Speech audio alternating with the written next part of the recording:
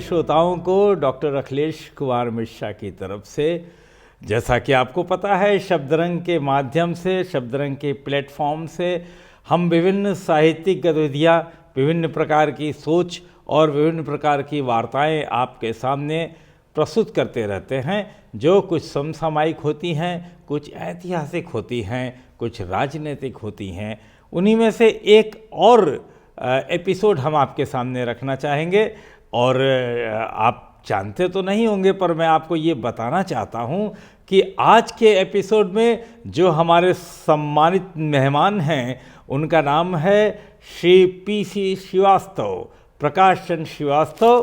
Prakash Chandra Srivastava ji IAS अधिकारी रहे हैं और उनका बहुत ही गहन अध्ययन है, उनका बहुत ही गहन अनुभव है, न सिर्फ प्रशासनिक दृष्टिकोण से, साहित्यिक दृष्टिकोण से, बल्कि कविकुल कुमुद कलाधर काव्य केसरी गोस्वामी तुलसीदास जी ने जिस प्रकार से मानव जीवन में भगवान श्री राम के चरित्र की व्याख्या की है, उस चरित्र पर उनको देखने का, उस चरित्र को देखने का, उस चरित्र पर प्रकाश डालने का उनका एक अलग नज़रिया है, अलग दृष्टिकोण है। तो आइए स्वागत करते हैं हम श्री प्रकाश चंद्र श्रीवास्तव जी का। नमस्कार प्रकाश जी। नमस्कार जी। हमारे शब्दरंग के जो श्रोता हैं वो शब्दों में विभिन्न प्रकार के रंग डालकर उसका आनंद लेते हैं इस चैनल के माध्यम से। तो आइए शुरुआत यहाँ से करते हैं, आपके से कुछ व्यक्तिगत बातें हो जाएं जिससे तारुफ आपका ज़्यादा हो सके। आप कहाँ पर आपकी पैदाइश है, आपका जन्मभूमि कहाँ है, आपने कहाँ से अध्ययन किया, आप कब नौकरी में आए, कैसे नौकरी में आए, वगैरह वगैरह वगैरह। मैं आजमगढ़ में जन्म लिया हूँ और प्रारंभिक शिक्षा से लेकर स्नातक तक की शिक्षा मेरी आजमगढ़ ही हुई। आजमगढ़। इसके बाद मैं गोरखपुर यूनिवर्सिटी चला गया, वहाँ से मैंने एमए किया। फिर मेरी तत्काल बैंक में नौकरी लग गई, स्टेट बैंक में। स्टेट बैंक में सर्विस करते हुए मैंने पीसीएस की तैयारी की और 92 बैच में मेरा पीसीएस में चयन हुआ। विभिन्न पदों पर रहते हुए 16 में आईएएस अवार्ड हुआ और 2009 बैच मिला। आईएएस में विभिन्न पदों पे 2 जिलों में डीएम रहा और लास्ट में अभी अप्रैल में मैं विशेष सचिव प्लानिंग के पद से सेवानिवृत्त हुआ। तो आजमगढ़ विशेष सचिव, आजमगढ़ के बाद पीसीएस, पीसीएस के बाद आईएएस, आईएएस के बाद विशेष सचिव, विशेष सचिव के बाद एक राम कथा मर्मज्ञ के रूप में, एक राम के विश्लेषण के रूप में हम आपके सामने ले आ रहे हैं पीसी श्रीवास्तव जी को। आजमगढ़ का नाम लिया पीसी भाई, तो मैं एक प्रश्न आपके सामने रखता हूँ, थोड़ा सा विचित्र सा प्रश्न जरूर है, लेकिन मैं जानता हूँ आप इसका जवाब देंगे। आजमगढ़ के 2 पहलू हैं। एक पहलू वहाँ के है कि वहाँ के जो वस्त्र उद्योग है, वहाँ की जो साड़ी का उद्योग है, और दूसरा पहलू है कि आजमगढ़ किन्हीं मामलों में थोड़ा सा बदनाम है। क्या दृष्टिकोण है आपका? देखिए, इसका भी उत्तर मैं अगर मानस से ही दूँ आपको कि सुमति कुमति सबके उर रही, वेद पुराण निगम अस कहे, जहाँ सुमति तहाँ संपत्ति नाना, जहाँ कुमति तहाँ विपत्ति निराना। क्या बात है। ये अलग बात है कि किसी क्षेत्र विशेष को किसी चीज़ से जोड़ दिया गया है, अन्यथा मनुष्य का एक वाम अंग है, एक दायां अंग है। यानी अगर उसके अंदर सद्गुण है तो दुर्गुण भी है। कब कौन क्या चीज़ हावी हो जाता है इस पर डिपेंड करता है। हम तो सकारात्मक ही रखेंगे कि आजमगढ़ अपने विभूतियों को ले जाना जाता है। एक से एक श्रेष्ठ कवि वहाँ पे पैदा हुए हैं, साहित्यकार पैदा हुए हैं। और अगर कहीं कुछ लोग पथ भ्रष्ट हो गए या पथ से परे हट गए तो उनके नाम से जिले को नहीं जाना जा सकता। ये उनकी अपनी कुसंगति पड़ी होगी, कुमति रही होगी, वहाँ चले गए होंगे। बट आजमगढ़ एक बहुत ही बेहतरीन जिला है। मेरे ख्याल से आप भी वहाँ मुख्य विकास अधिकारी रहे हैं और आप अच्छी तरह जानते हैं कि आजमगढ़ एक बहुत ही अच्छा जनपद है। आजमगढ़ बहुत ही अच्छा जनपद है। इसको हम आपकी सकारात्मक सोच भी मान सकते हैं, आपकी सुमति भी मान सकते हैं। पर आजमगढ़ की अच्छाई एक और है, वहाँ पे एक गांव है हरिहरपुर, में सुना करता था, जो संगीत प्रेमियों का गांव है, जहाँ से सिर्फ संगीत निकलता है। कोई टिप्पणी आपकी उस गांव के बारे में? विशेष टिप्पणी तो नहीं है, लेकिन है वो संगीत के मामले में काफ़ी आगे है। अभी भी वहाँ पे बड़े अच्छे अच्छे गायक और संगीतकार विद्यमान हैं और माननीय मुख्यमंत्री जी भी उस गांव में जब जाते हैं आजमगढ़ तो उस गांव में वो गए हैं।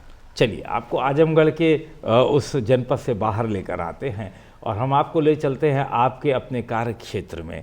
आप बेसिकली आप एक प्रशासनिक अधिकारी रहे हैं और यदि हम आपको प्रशासनिक अधिकारी के दृष्टिकोण से रामचरितमानस की तरफ से देखें तो रामचरितमानस में जो राम का चरित्र है, जो प्रशासनिक चरित्र है, क्योंकि उसमें तो राजा की परंपरा हुआ करती थी, दशरथ के पुत्र राम हैं इसलिए राम राजा बनेंगे, ये बात अलग है कि राम को बन जाना पड़ा।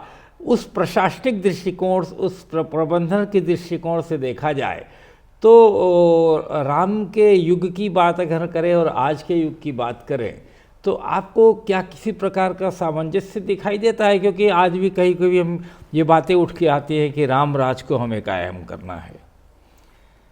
अखिलेश जी, आप जब मैं बताऊं कि मैं अपर जिलाधिकारी चित्रकूट हुआ और चित्रकूट राम की कर्मभूमि रही है, 12.5 साल भगवान वहाँ रहे हैं। हाँ। वहाँ मेरी एक संत से मुलाकात हुई, तब उन्होंने मुझे ये कहा कि यदि आप चित्रकूट में सेवा कर रहे हैं, तब बहुत छोटा जनपद था, 2 ब्लॉक का जनपद था, 2 तहसील का, तो इसमें भगवान राम की कुछ न कुछ इच्छा है।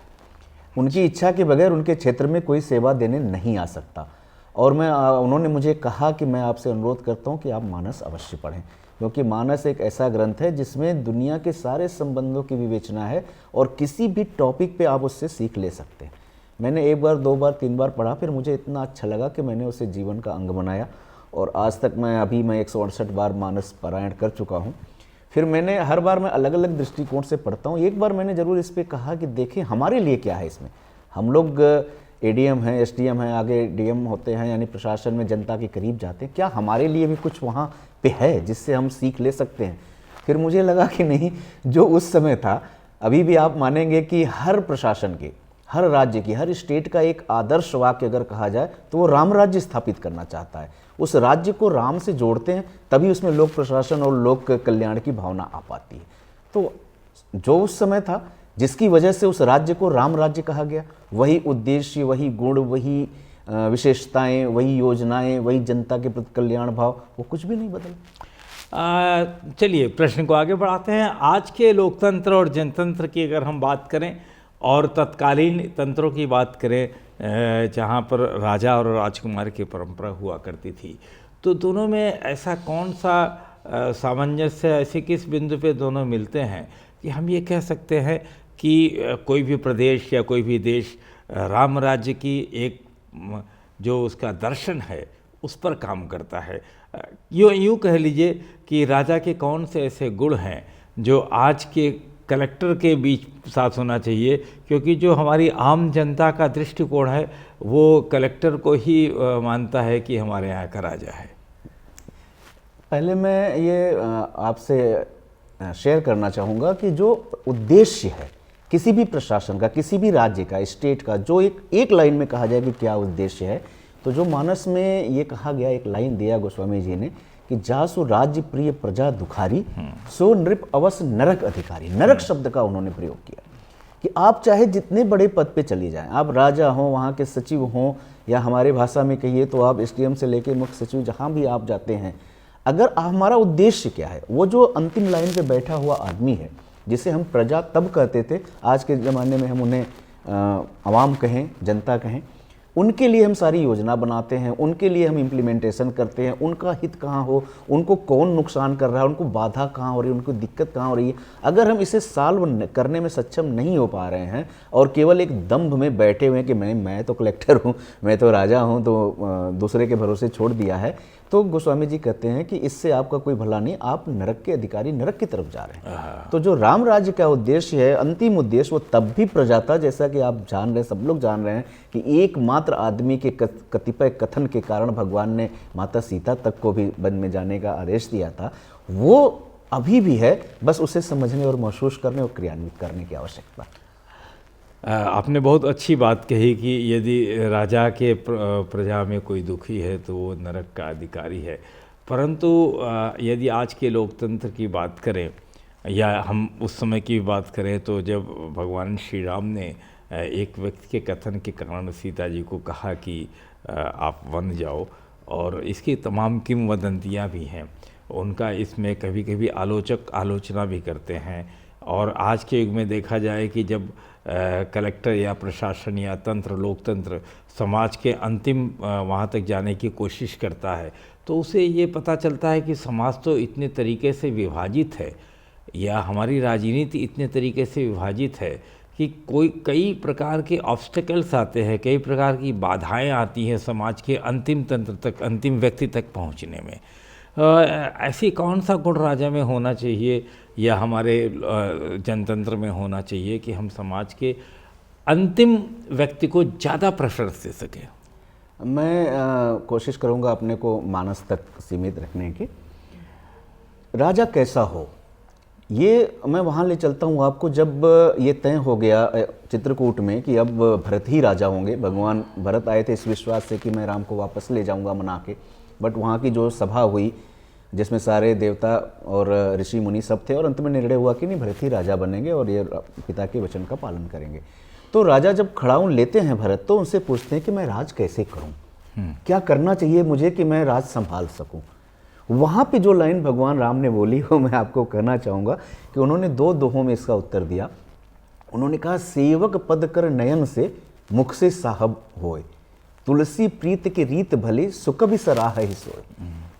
यानी सेवक जो तुम्हारा अपना स्टाफ होगा, जिसे आज की भाषा में हम कहें, जो तुम्हारे सचिव होंगे, सभासद होंगे, जो तुम्हारे वो पद कर नयन जैसे होंगे और आपका रोल मुख जैसा होगा। तो ये बहुत जब नहीं क्लियर हुआ तो फिर भरत के पृच्छा पर उन्होंने कहा कि क्यों मुख होगा, हमने आपको मुख क्यों कहा राजा को। तो उन्होंने कहा, मुखिया मुख सो चाहिए खान पान और एक, पालय पोसे सकल अंग तुलसी सहित विवेक। हमने मुख इसलिए कहा राजा को कि जैसे शरीर में पोषण तत्व लेने का काम केवल मुख का है, लेकिन क्या केवल मुख ऐसा तो नहीं कि अपने को स्वस्थ कर लेता है और बॉडी के अन्य अंग को कहेगा तुमसे क्या मतलब, मैं क्यों उंगली को ब्लड दूं, मैं क्यों यहाँ घुटने में आऊं। तो सारी शक्तियां राजा में निहित तो हैं, लेकिन उसका दायित्व है कि एक संतुलन सामंजस्य बना के चले अपने सारे अंग को, चाहे वो प्रजा हो, उसके स्टाफ हो, नारी हो, अंतिम स्वर्ग हो, उसका सेवक हो, सब तक उसका सुशासन जाना चाहिए। और लास्ट में इतना कह दिया, राज धर्म सर्वस इतनोई। ये जो मैंने एक क्लिप तुम्हें दे दिया, ये पूरा अपने आप में राजधर्म है। तो इसको लेकर के भरत जी आगे जाते हैं। जहाँ तक आपने बात की गुणों की, तो ये राजन के गुणों में जहाँ तक मैंने 2-4 चीज़ें उसमें से देखी, सबसे पहली चीज़ तो पॉजिटिविटी होनी चाहिए। सकारात्मक। जिस पद पे हम लोग बैठते हैं या जिस पद पे कलेक्टर बैठते हैं या अन्य प्रशासक के अन्य ऊँचे ऊपर तक जाइए आप, तो वहाँ पे अगर निगेटिविटी है या जल्दी घबरा जाने की क्षमता है या किसी चीज़ में किंकर्तव्य विमूढ़ हो जा रहे हैं और वहाँ से लग रहा है कि अरे नहीं ये तो गलत है, ये नहीं होना चाहिए, हर वक्त राजा को पॉजिटिव होना चाहिए। आप देख रहे हैं भगवान राम ने स्वयं इसका उदाहरण दिया कि जिसका जो राजा बनने जा रहा था, जिसका राज तिलक था, कल वो राजा हो जाता सुबह, वो शाम को अचानक रात में कुछ होते हैं घटनाएं और सुबह वो न मात्र राजा नहीं बनता है बल्कि उल्टे उसे जंगल में जाने को अभी थोड़ा बड़ा अवधि नहीं 14 वर्ष का उसे वनवास मिलता। जब वो अपने माँ के पास पैर छूने जाते हैं कौशल्या जी के पास, तो वो तो समझ रहे हैं कि राजा बन गया है राजकुमार, इसलिए आया आशीर्वाद लेने, बहुत खुश होती हैं। बट भगवान कहते कि नहीं, पिता दीन मोहि कानन राजू। उन्होंने यहाँ अयोध्या का राज तो मुझे नहीं दिया, मुझे उन्होंने जंगल का राज दे दिया, लेकिन तह सब भांति मोर बड़काजू, वहाँ मेरे अनेक कार्य हैं जिन्हें मुझे करना है।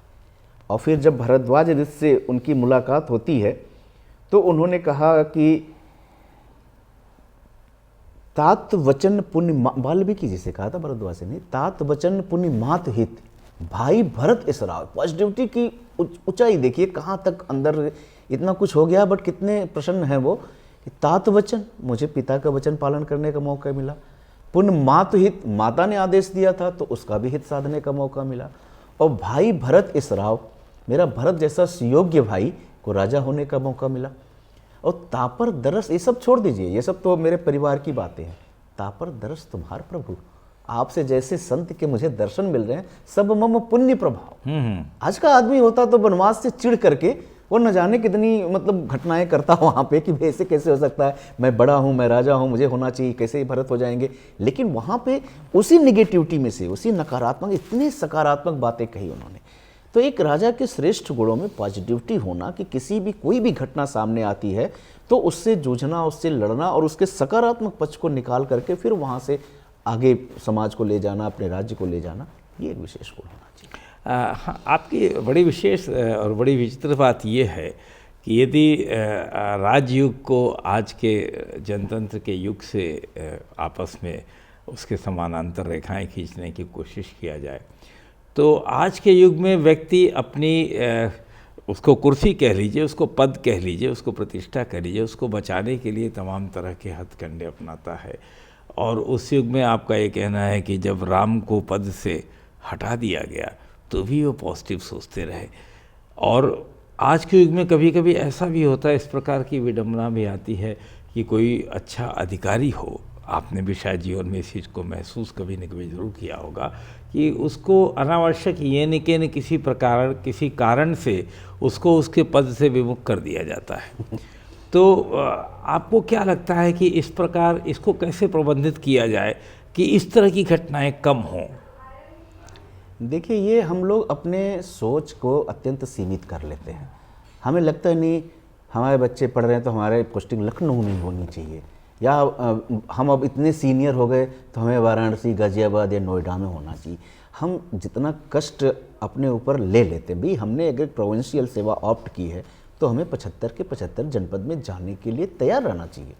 ये तो हमने अपने लिए एक ताना बाना बुन के और खुद कष्ट भोग रहे हैं उसके लिए। अदरवाइज़ हमें सोचना चाहिए कि ऐसा क्या यहाँ है जो वहाँ नहीं है। मैं आपको बताऊँ, जब मेरा चित्रकूट में हुआ तो मैंने काफ़ी लोगों ने कहा कि नहीं, ये तो बहुत ही छोटा है, आपके कलेवर का नहीं है।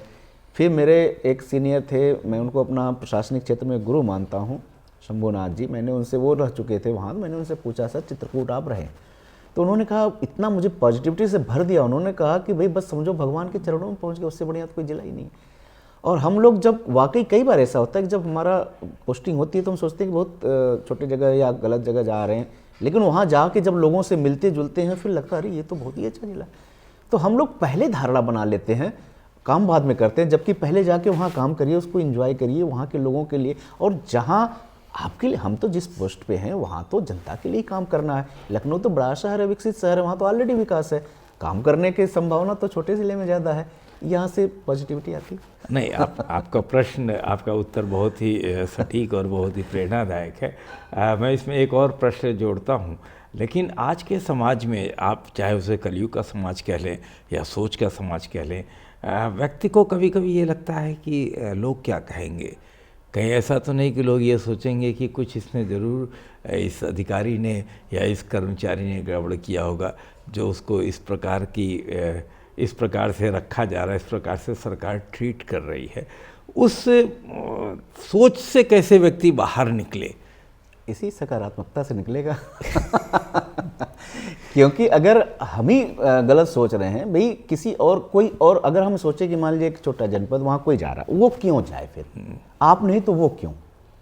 आप ऐसा, आप में क्या खास खासियत है कि आप नहीं जाएं, आप बड़े जिले में? ऐसा क्या है उस बेचारे में कि वो छोटे जिले में आए? हम सब एक जैसे हैं, एक ही सेवा से आए हैं। और ये जो लोग वाली बात है ना, ये कोई व्यक्ति नहीं है, ये हमारी सोच का दायरा ही को हम लोग कह के करते हैं। अपनी सोच को ही हम पालन करते हैं, उसको लोग का नाम दे देते हैं। ये लोग नामक जीव होते नहीं है कहीं। यानी आपका एक कहना है कि पिता दीन मोहि कानन राजू एक ऐसा मंत्र है जो व्यक्ति अपने जीवन में उतारे तो आज की जो व्यवस्था है, हमारी जनतांत्रिक व्यवस्था है, उस पर बहुत अच्छा असर पड़ेगा। मैं समझता हूँ कि ये आपका एक कथन बहुत ही अच्छा है और हमारे श्रोता जो भी इस प्रकार के पहलू से जुड़े हुए हैं वो इसका ख्याल रखेंगे। एक बात और मैं आपसे पूछना चाहता हूँ कि यदि आपका कोई शत्रु पैदा हो जाए आपके सिस्टम में, आप काम कर रहे हो, तो तमाम ऐसे लोग होते हैं जिनको झूठे लेना, झूठ चबेना, जिसकी झूठ की बात करके किसी तरह सिस्टम को डिस्टर्ब करना चाहते हैं।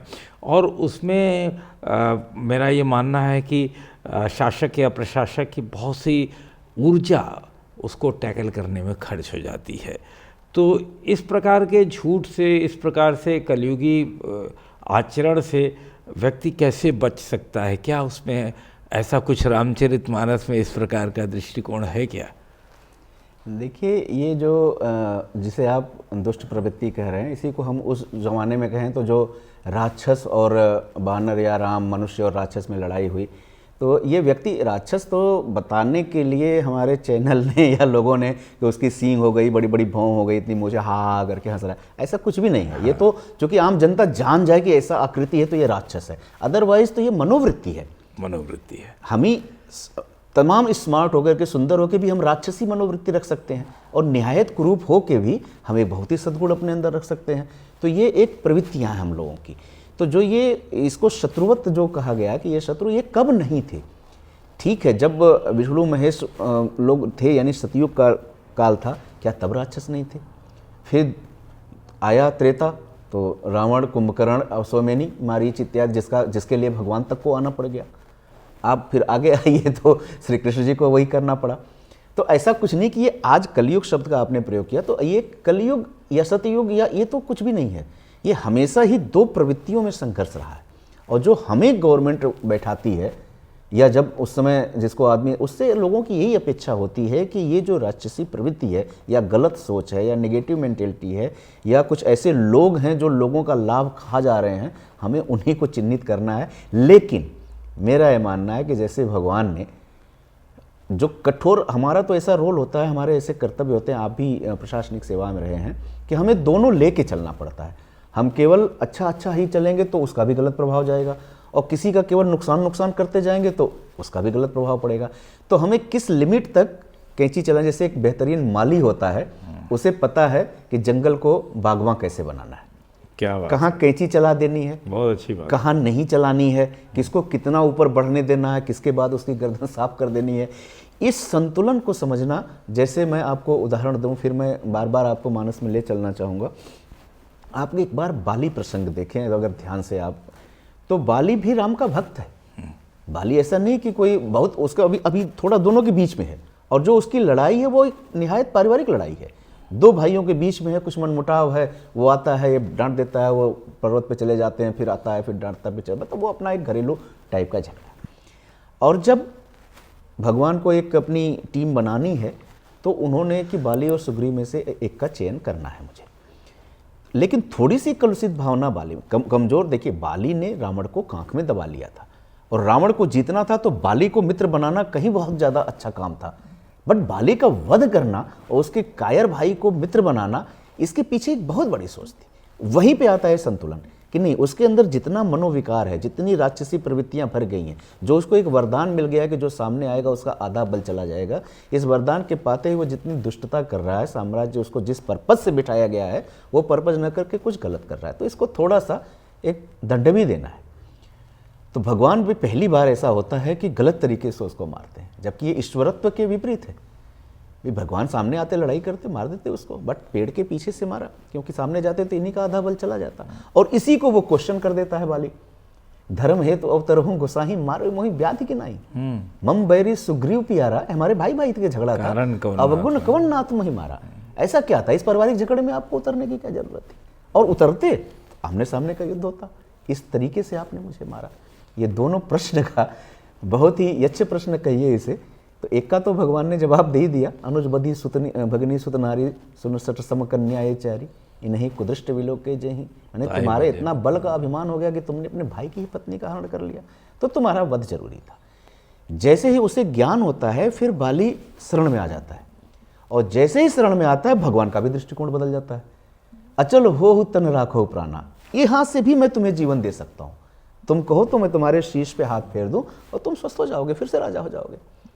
फिर बाली कहो सुन कृपा निधान, आगे अब क्या मुझे राज, अब आपकी गोद में मरने का मुझे सुख मिल रहा है, वो आगे की कहानी है। बट भगवान ये नहीं कि शत्रु है तो अब आजकल क्या होता है कि 2 गोली मारा, पता नहीं जिंदा ना रह जाए, कहीं 5 और मारते हैं उसमें।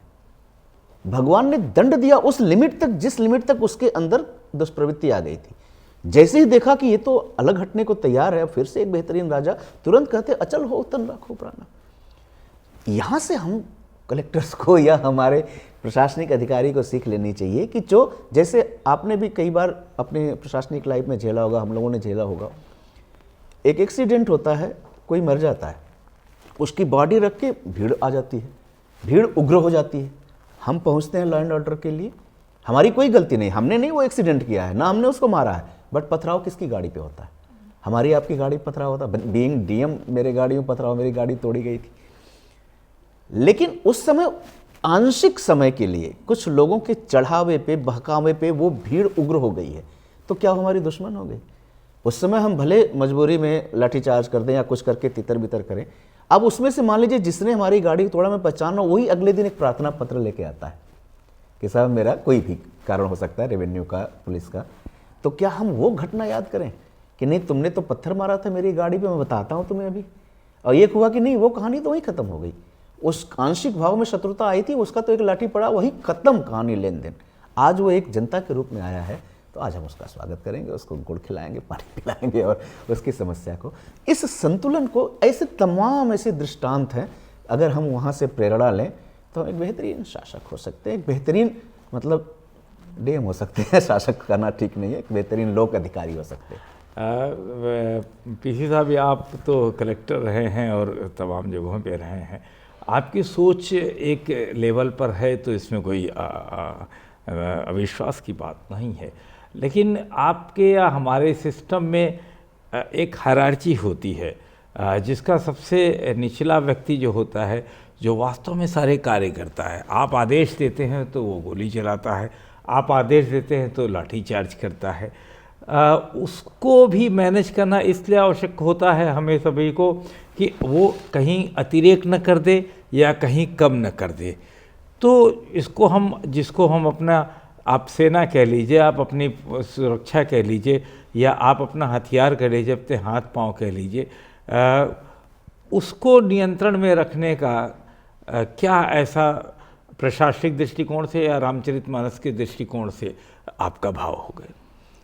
देखिए, जो हमारी टीम होती है, आपने बिल्कुल सही कहा कि अकेले अपने आप में कोई शक्तिमान नहीं है कि वो ऐसे घूम गया और पूरा प्रशासन चल जाएगा। हमारी एक टीम है। अगर आप डीएम के हिसाब से देखें तो सीडीओ हैं, एडीएम्स हैं, एसडीएम्स हैं, और तमाम हमारे समाज कल्याण अधिकारी, विभिन्न विभाग के अधिकारी हैं, उनके कर्मचारी हैं, इवन सेवक तक जाता है, अनुचर तक जाता है ये बात।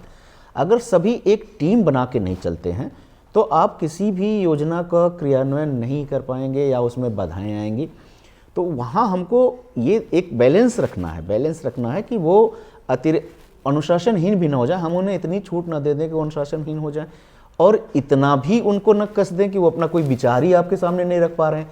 नहीं, ठीक है, हमने एक परीक्षा दी, हम इस पद पे चयन हो गए, अगले बंदे के पास भी बहुत ज़्यादा विवेक है, बहुत अच्छी सोच है, बहुत उसका अनुभव है, ठीक है, वो छोटे पद पे है, तो अगर हम उसको इतना अपने वातावरण को सुगम नहीं रखते हैं कि वो आने की हिम्मत और हमें सलाह देने की हिम्मत रखे, तो फिर तो उसका विचार उसी पे ख़त्म हो जाएगा।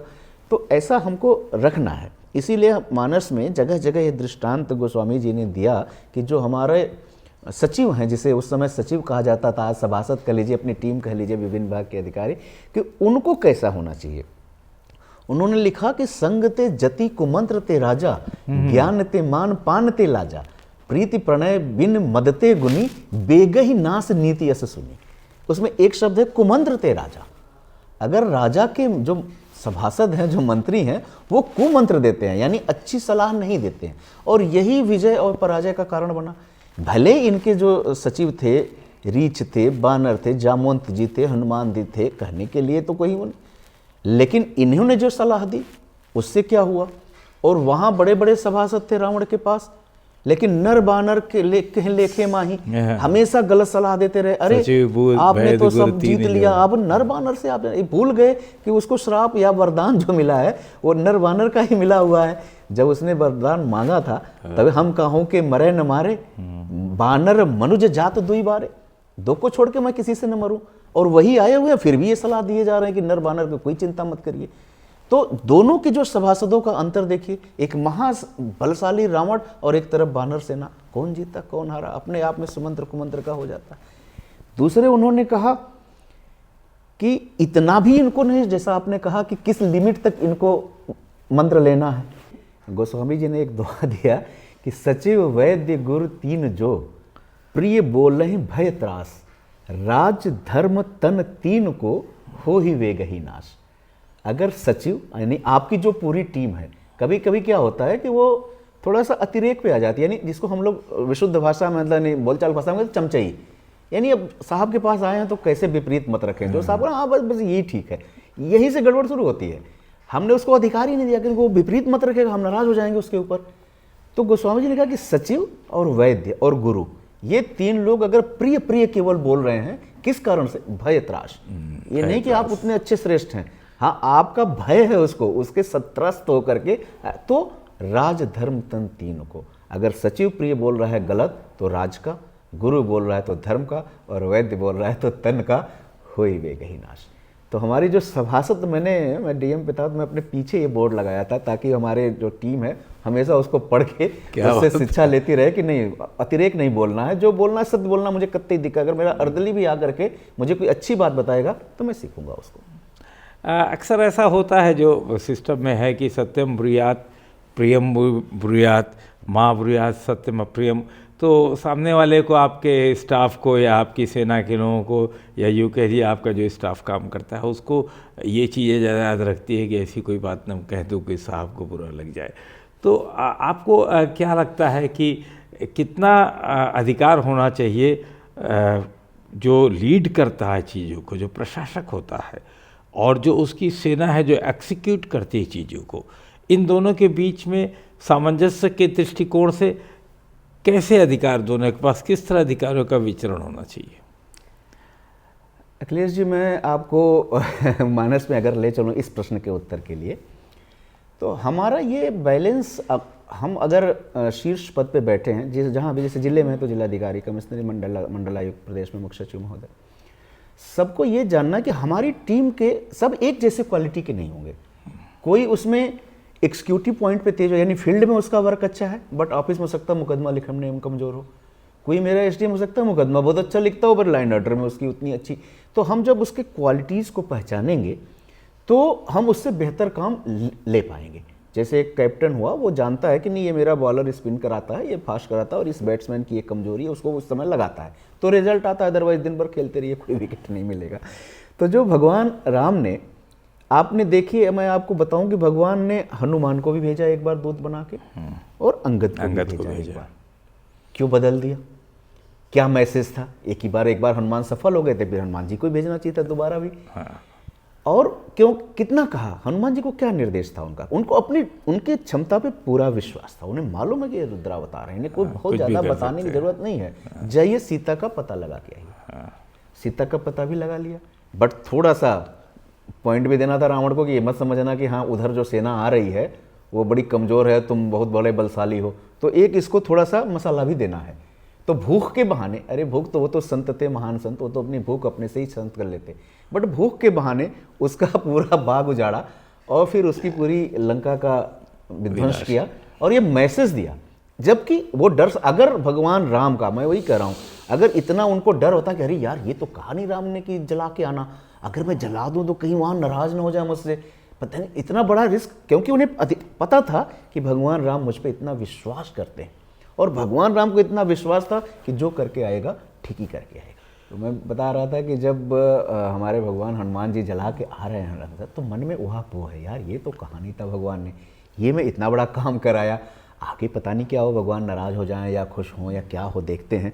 तो फिर जब सभा बैठती है और वहाँ हनुमान जी आते हैं तो भगवान ने उन्हें इतने अच्छे शब्दों का, जो हम अक्सर, आपने देखा होगा कि हम अधिकारी इस मनोवृत्ति के होते हैं प्रायः, सब लोग नहीं, कि अगर अच्छा रिजल्ट गया तो पूरा श्रेय अपने ऊपर ले लेते हैं, और अगर गलत चला गया तो कर्मचारी को कहते हैं कि तुमने ऐसी फाइल क्यों बनाई, भी ये किया वो किया, या अगले अधिकारी को डांटते हैं।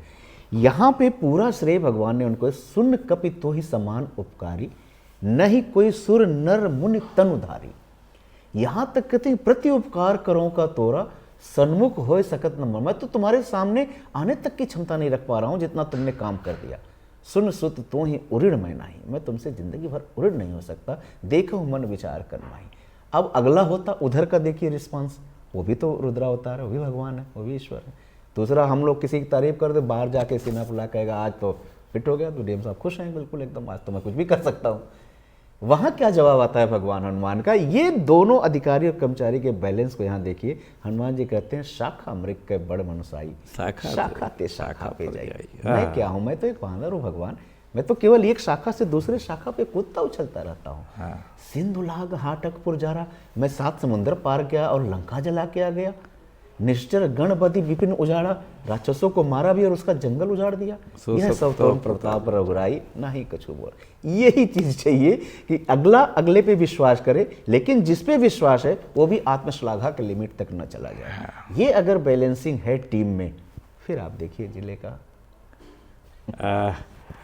पीसी साहब ने बहुत आपको धन्यवाद इस बात के लिए भी दूंगा कि आपने एक नया आयाम दिया आज के प्रशासनिक व्यवस्था को।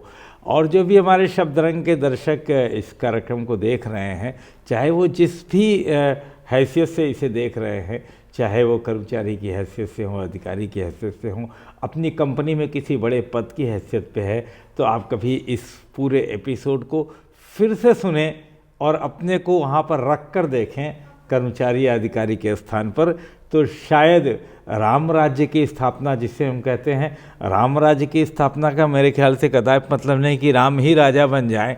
राम राज्य एक परिकल्पना है, उस परिकल्पना के जितना हम करीब जाएंगे उतना ही हमारा प्रदेश, हमारा देश, हमारा जिला और हमारी मानवता शिखर को छुएगी। और यही शायद रामचरितमानस का उद्देश्य है। मैं एक बार फिर से धन्यवाद देना चाहूँगा। हमारे बीच थे श्री प्रकाश चंद्र श्रीवास्तव जी, IAS अधिकारी, एक नए आवरण के साथ जो रामचरितमानस के अंदर से झांक रहा था। बहुत बहुत धन्यवाद। धन्यवाद।